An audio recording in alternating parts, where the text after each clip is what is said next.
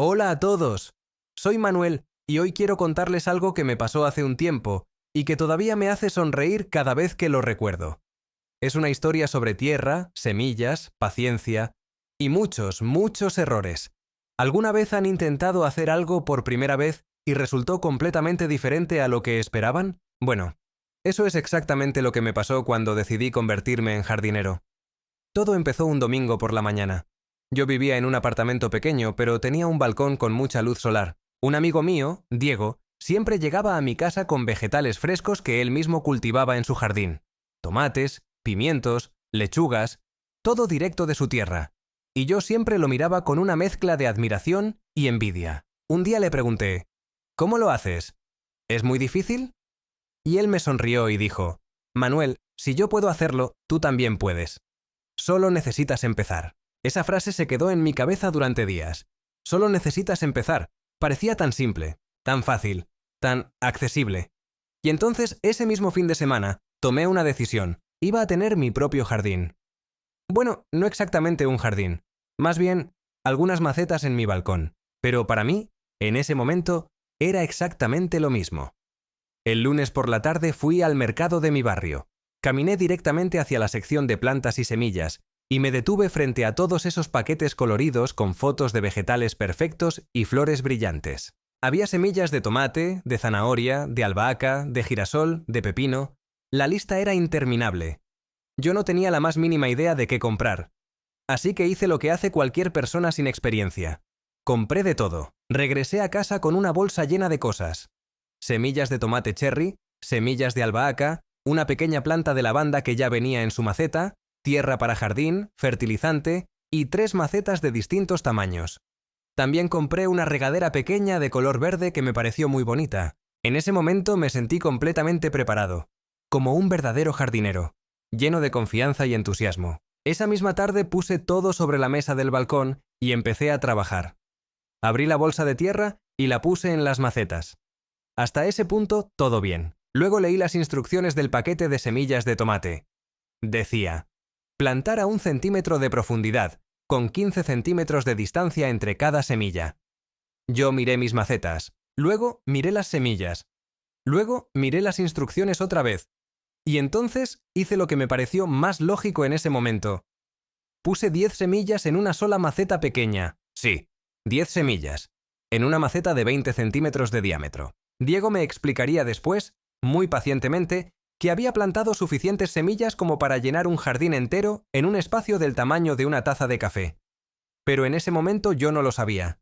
Para mí, más semillas significaba más plantas. Y más plantas significaba más tomates. La lógica parecía perfecta. Los primeros días fueron emocionantes. Cada mañana me levantaba y corría al balcón para revisar mis macetas. Las regaba, las miraba, las estudiaba. Ponía mi cara casi dentro de la tierra buscando alguna señal de vida. Nada. El segundo día, nada. El tercer día, nada. Empecé a preocuparme. ¿Habría hecho algo mal? ¿Estarían muertas las semillas? ¿Necesitaban más agua? Decidí regarlas 2 veces al día para ayudarlas. Esa fue mi segunda gran equivocación.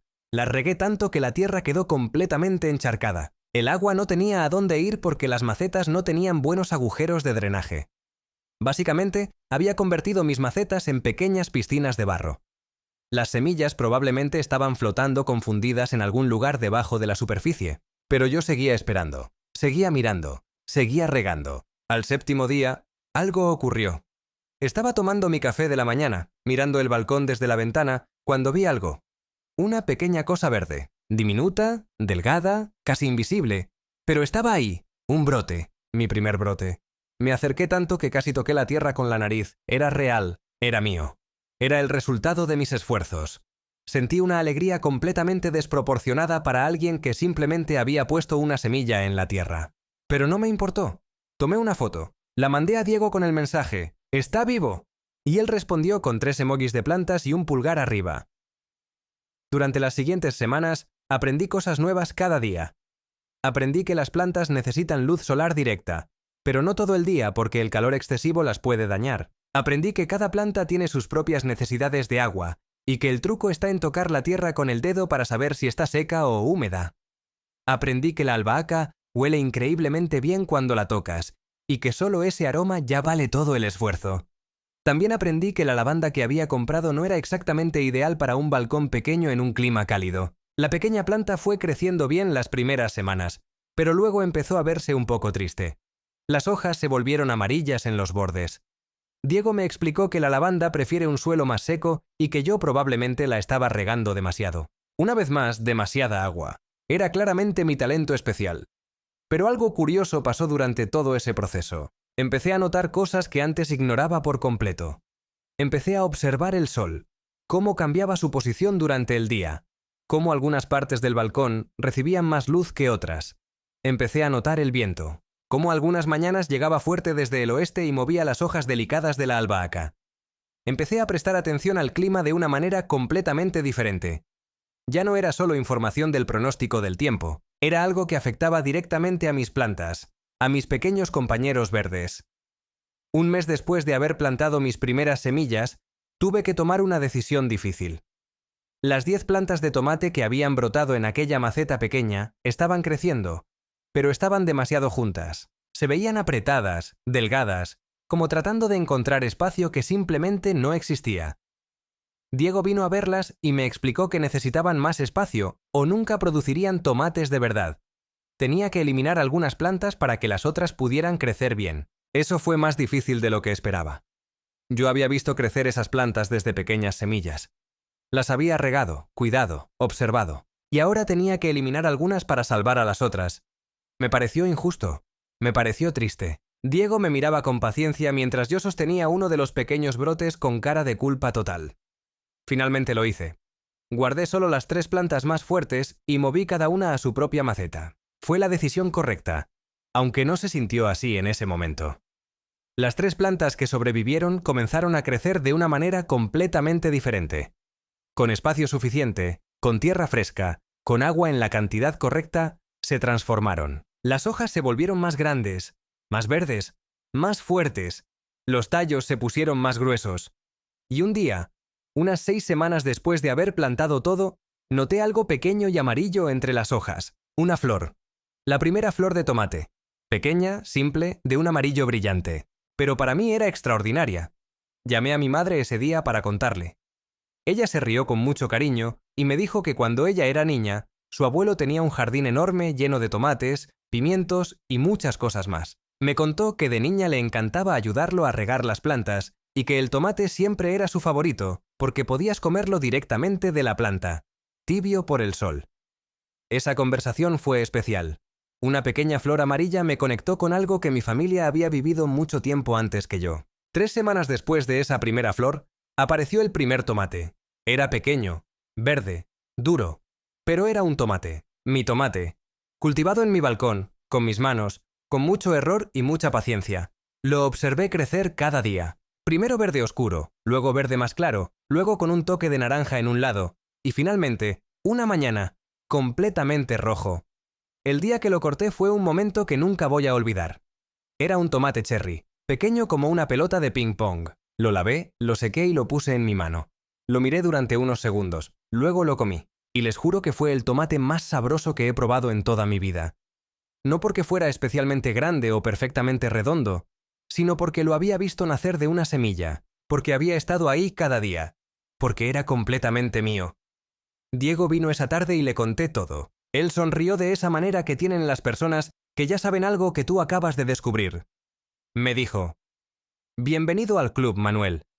Y yo entendí exactamente lo que quería decir. No hablaba de tomates, hablaba de algo más grande, de la satisfacción de crear algo con tus propias manos, de la paciencia que te enseña la naturaleza, de la conexión que sientes cuando cuidas algo vivo y ves que responde a tu cuidado. Hoy, mi balcón se ve completamente diferente a como estaba antes de todo esto. Tengo 5 macetas con distintas plantas, los tomates cherry que ya son veteranos, albahaca que uso en la cocina casi todos los días, una pequeña planta de pimientos que está dando sus primeros frutos, y también intenté plantar zanahorias, aunque esa es otra historia llena de sus propios errores y sorpresas. ¿Y la lavanda? Bueno, la moví a un rincón más seco del balcón, cambié la frecuencia de riego y mejoró bastante.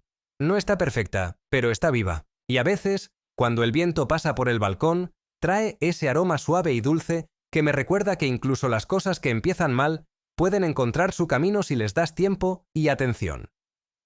Si hay algo que aprendí de toda esta experiencia, es que la jardinería no es solo sobre plantas, es sobre aprender a observar. Es sobre entender que no todo sale bien a la primera, y que eso está perfectamente bien. Es sobre la satisfacción lenta y honesta de ver crecer algo que tú mismo sembraste. Es sobre la paciencia, que es quizás la lección más difícil de todas, especialmente en un mundo donde todo parece necesitar suceder rápido. También aprendí que está bien no saber, que está bien cometer errores, que poner 10 semillas en una maceta pequeña no es el fin del mundo, que regar demasiado es un error que casi todos cometen al principio, que cada error es una lección disfrazada, aunque en el momento no lo parezca. ¿Y ustedes? ¿Han intentado cultivar algo alguna vez?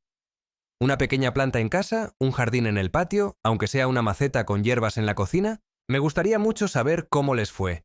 O quizás están pensando en intentarlo por primera vez, como yo lo hice ese domingo por la mañana con mis semillas y mi regadera verde.